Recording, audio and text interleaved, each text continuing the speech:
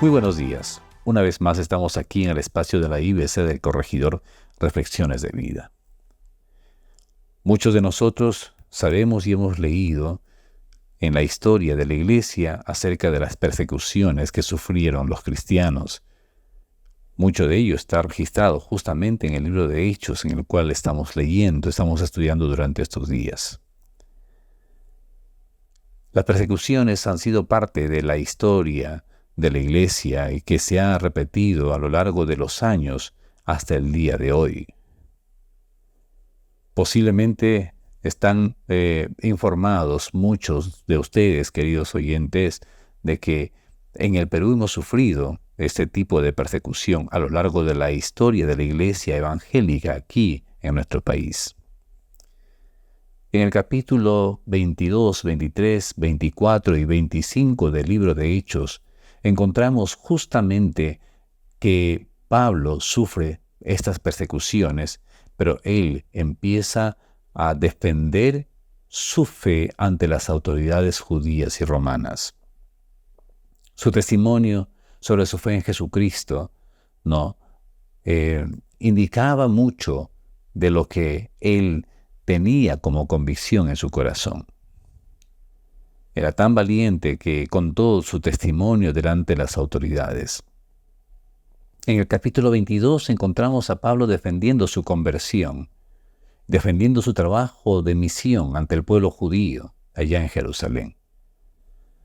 Él les recuerda y él da testimonio ahí a todos los judíos que se encontró con Jesús en el camino a Damasco.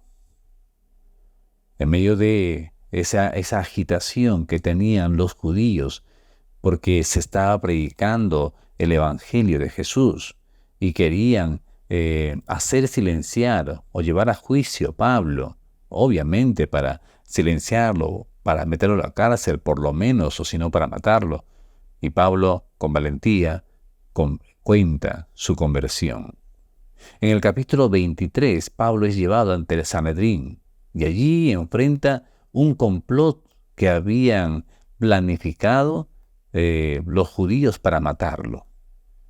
Y entonces es salvado de la turba y es transferido a Cesarea para su protección. En la historia de la Iglesia ha habido muchos de estos casos, en donde justamente en las persecuciones, ya sea por asuntos religiosos, asuntos sociales, asuntos políticos o por el terrorismo que hemos tenido en el país, se ha enfrentado mucho tipo de discriminación.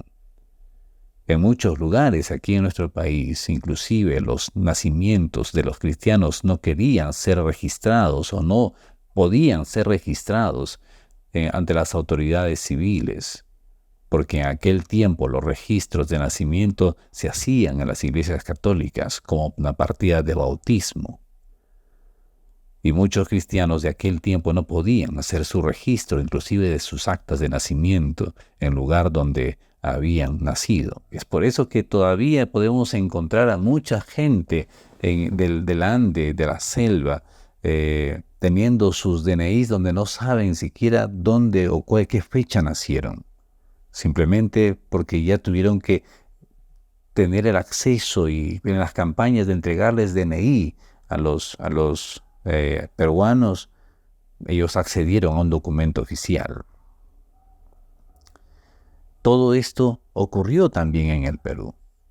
No solamente eso, yo conozco por lo menos algunas comunidades en donde los fallecidos que tenían que ser enterrados en los cementerios de la población no podían, si es que estos eran cristianos antes de fallecer. Y recuerdo conozco por lo menos a 2 o 3 comunidades que tienen sus cementerios, aparte el cementerio de los cristianos y el cementerio del pueblo, el cementerio de la Iglesia Católica. Y todo esto también ha pasado aquí en el país. Y entonces cuando leemos nosotros lo que está pasando Pablo y el intento de asesinato que tiene, o sea, la persecución no solamente se quedó en la historia registrada en la Biblia, la persecución continúa hasta el día de hoy y posiblemente muchos de ustedes se enteran de las persecuciones que existen en algunos países extremistas. Y es más, sin ir tan lejos, aquí en el mismo Occidente, también hay persecuciones a los cristianos en algunos países, bueno, por ejemplo México y entre otros más. En el capítulo 24, Pablo comparece ante el gobernador Félix en Cesarea, en donde defiende su fe y su conducta y habla sobre la justicia, el dominio propio y el juicio venidero. Pablo, al enfrentar justamente este tipo de juicios, no solamente se quedaba en su defensa, sino que también daba testimonio de su fe.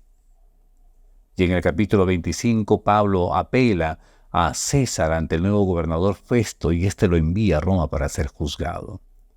¿Qué es lo que aprendemos en estos capítulos para que nosotros podamos aplicarlos a nuestra vida diaria? Capítulo 22, 23, 24 y 25. Aprendemos que debemos ser valientes en el testimonio. Sí, los cristianos, nuestros líderes, los que estuvieron antes de nosotros, y también seguramente nosotros, la historia de la iglesia está justamente llena de gente valiente, porque aquí vemos a Pablo mostrando una gran valentía al testificar su fe ante diversas autoridades, incluso en situaciones peligrosas. Esto nos anima a ser valientes y firmes en nuestras convicciones y a compartir nuestra fe sin temor.